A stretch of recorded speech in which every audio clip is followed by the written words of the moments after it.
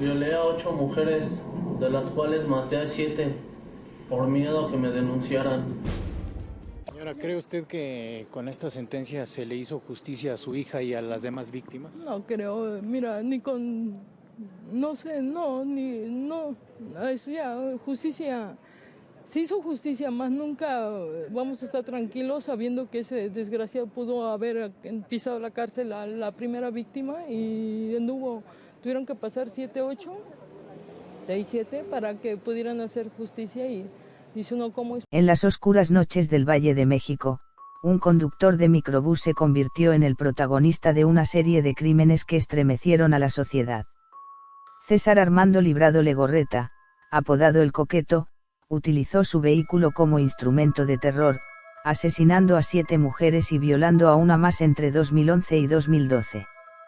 Hoy, exploramos los detalles de este caso que marcó un antes y un después en la historia criminal de México. Acompáñanos a desentrañar la historia de El Coqueto, un asesino que dejó una marca imborrable en la memoria colectiva. César Armando Librado Legorreta era conocido principalmente por su trabajo como chafe de microbús en la zona del Valle de México. Su rol como conductor de transporte público le proporcionaba acceso directo a las víctimas, la mayoría de las cuales eran mujeres que viajaban en su unidad, muchas veces a altas horas de la noche. Su figura en el transporte público le permitió pasar desapercibido y aprovechar las rutas solitarias para llevar a cabo sus crímenes. Librado Legorreta fue descrito por algunos como una persona tranquila en apariencia, pero con una personalidad que ocultaba la violencia y la manipulación. El alias de El Coqueto le fue asignado debido a su actitud hacia las mujeres, un comportamiento que, aparentemente, se reflejaba en su forma de interactuar con ellas. A menudo les ofrecía palabras amables y piropos, ganándose su confianza antes de cometer sus crímenes. Este comportamiento aparentemente simpático y afable fue uno de los factores que le permitió acercarse a sus víctimas sin levantar sospechas. Según se reportó en su declaración, Librado actuaba bajo un patrón premeditado, atraía a las mujeres a su microbús, donde se sentían seguras al principio debido a su comportamiento y el entorno conocido del transporte público. Sin embargo, una vez que lograba aislarlas y desviar la ruta, la situación cambiaba drásticamente. Su capacidad para manipular y controlar las situaciones lo hacía aún más peligroso. Librado Legorreta vivía con su esposa y 2 hijos en Tultitlán, Estado de México. A pesar de su vida familiar aparentemente normal, se descubrió que tenía una doble vida. Su entorno familiar y cercano no parecía estar al tanto de sus crímenes, lo que subraya la naturaleza oculta de su psicopatía. Se cree que, al igual que muchos otros criminales de su tipo, Librado tenía una vida social que camuflaba su verdadera naturaleza, lo que le permitió mantenerse activo en su faceta de criminal sin despertar la desconfianza inmediata de quienes lo conocían. El modus operandi de Librado era calculado y dirigido principalmente a mujeres que viajaban solas, particularmente durante las horas nocturnas o en la madrugada, cuando las rutas de transporte público estaban más desiertas y había menos testigos. La mayoría de sus víctimas eran mujeres jóvenes, algunas de ellas menores de edad.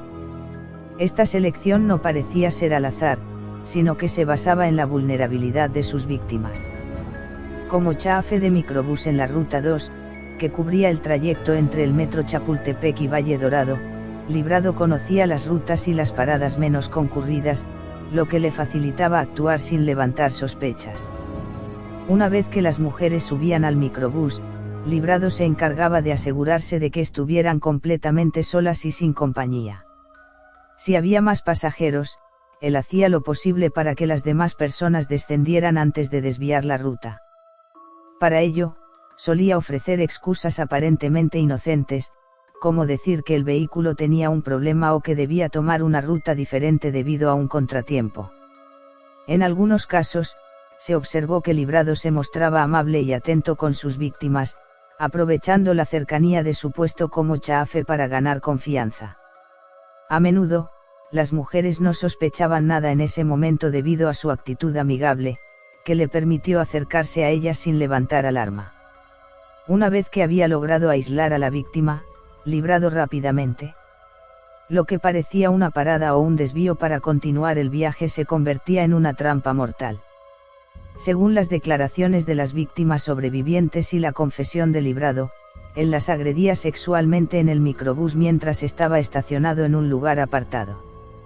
Posteriormente, las asesinaba para evitar que pudieran identificarlo o denunciarlo. La razón de este comportamiento asesino era principalmente el miedo a ser atrapado. Al parecer, Librado temía que sus víctimas lo delataran si quedaban con vida. En algunos casos, tras el asesinato, él abandonaba el cuerpo de las víctimas en zonas apartadas, como el canal de Tlalnepantla, en áreas desoladas donde era menos probable que el cadáver fuera encontrado rápidamente. Esta conducta mostró su intención de deshacerse de la evidencia lo más rápido posible. Después de cometer el asesinato, Librado intentaba ocultar cualquier rastro que pudiera vincularlo a los crímenes. En algunos casos, se deshizo de las pertenencias de las víctimas, como sus teléfonos móviles, para evitar que la policía pudiera rastrear sus movimientos o sus contactos. Primera víctima, 14 de julio de 2011. Lugar, el primer asesinato ocurrió en el municipio de Tlalnepantla, Estado de México, mientras Librado operaba como chafe en la ruta 2 del microbús. La primera víctima de Librado fue una mujer que viajaba sola durante la madrugada.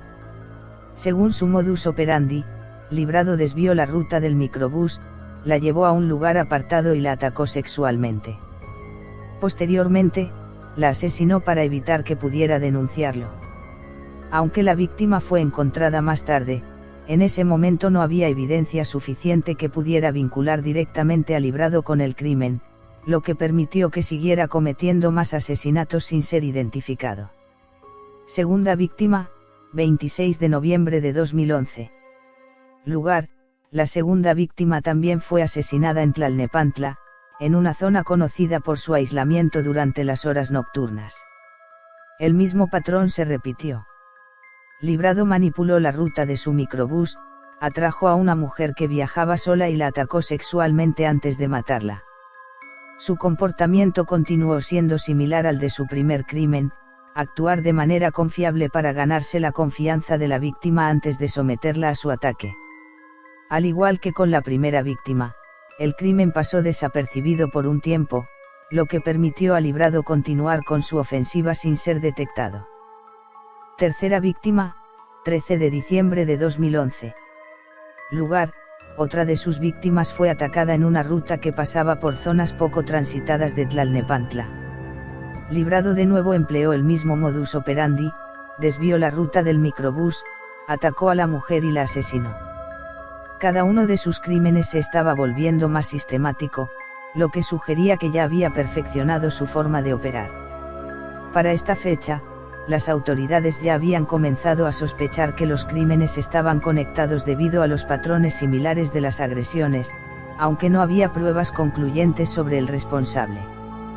Cuarta víctima, 30 de diciembre de 2011. Lugar, esta víctima también fue atacada en una zona apartada de la misma región del Estado de México. Se repitió el modus operandi, y la víctima fue llevada a un lugar apartado, donde fue agredida sexualmente y posteriormente asesinada. Librado no dejó pistas que pudieran vincularlo directamente con el crimen. La policía seguía sin poder identificar al culpable de estos crímenes, aunque los agentes de la Procuraduría General de Justicia del Estado de México PGEM comenzaron a conectar los casos en base a la similitud en los métodos de los crímenes. Quinta víctima, 8 de enero de 2012. Lugar, en esta ocasión, el crimen ocurrió en la misma zona del Valle de México, donde Librado ya había cometido otros asesinatos. Una mujer fue nuevamente seleccionada y atacada. Librado continuó utilizando su estrategia de desviar la ruta y atrapar a la víctima en un lugar desolado, donde la agredió sexualmente y la asesinó. Esta víctima fue una de las que provocó que las autoridades intensificaran la investigación, ya que la repetición de los crímenes en una misma zona sugirió que un asesino serial estaba operando. Sin embargo, todavía no había suficientes evidencias para capturarlo. Sexta víctima, 18 de enero de 2012. Lugar, el crimen ocurrió nuevamente en una zona aislada del Estado de México, en una ruta que Librado solía recorrer. De nuevo, Librado manipuló la situación para atraer a su víctima, atacarla y matarla.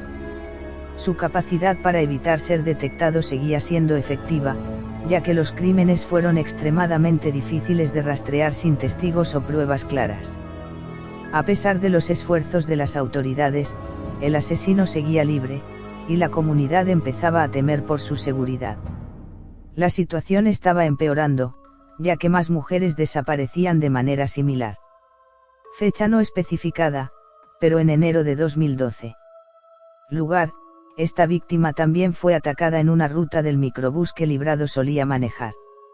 Esta mujer fue abordada por el chafe, quien nuevamente utilizó el mismo truco para desviar la ruta y cometer el crimen. Se cree que Librado estaba cada vez más confiado, lo que podría haberle permitido cometer crímenes con mayor frecuencia sin preocuparse por ser detectado. Esta víctima también fue asesinada de forma similar a las demás, lo que dejó claro que el modus operandi de Librado ya estaba completamente establecido. Fecha no especificada. Lugar: la última víctima, que logró sobrevivir al ataque de Librado, proporcionó una descripción clave del atacante. Esta mujer fue agredida de manera similar a las demás, pero logró escapar de la violencia y pedir ayuda. Gracias a su valentía, las autoridades pudieron obtener pistas fundamentales sobre el perfil de Librado y su modus operandi. Ella identificó a Librado como su atacante, lo que fue crucial para las investigaciones. La sobreviviente proporcionó detalles que ayudaron a los investigadores a conectar los crímenes y a centrar su atención en el chafe del microbús. Esto aceleró la captura de Librado. El 26 de febrero de 2012, tras una investigación conjunta de la Procuraduría General de Justicia del Estado de México, y la Secretaría de Seguridad Ciudadana, se llevó a cabo un operativo en Tultitlán. César Armando Librado Legorreta, de 29 años, fue detenido en su domicilio, ubicado en un inmueble de color verde con portones oscuros. Durante su detención, vestía una sudadera gris. Mientras se encontraba bajo custodia en la Subprocuraduría de Justicia de Tlalnepantla, Librado Legorreta logró evadirse con la ayuda de 3 policías ministeriales. La fuga fue descubierta en la madrugada del 27 de febrero de 2012. Tras una intensa búsqueda, fue recapturado el 3 de marzo de 2012 en la delegación Magdalena Contreras, en la Ciudad de México. El 12 de diciembre de 2012, tras un proceso judicial, César Armando Librado Legorreta fue condenado a 240 años de prisión por los feminicidios y violaciones cometidos. Esta sentencia fue posible gracias a las reformas al Código Penal del Estado de México, que permitieron imponer penas más severas por delitos como feminicidio y violación. El apodo de El Coqueto que se le dio a César Armando Librado Legorreta se debe a su forma de interactuar con las víctimas, en particular con las mujeres. Durante sus crímenes, se destacaba por su actitud aparentemente encantadora y amable. A menudo, se presentaba como un hombre coqueto y simpático, lo que le permitía ganar rápidamente la confianza de sus víctimas antes de atacarlas. El caso de César Armando Librado Legorreta, El Coqueto, es un recordatorio aterrador de cómo la apariencia puede engañar y de lo peligroso que puede ser un depredador disfrazado de persona común. La historia de sus crímenes nos deja muchas lecciones sobre la vulnerabilidad y la importancia de estar alerta.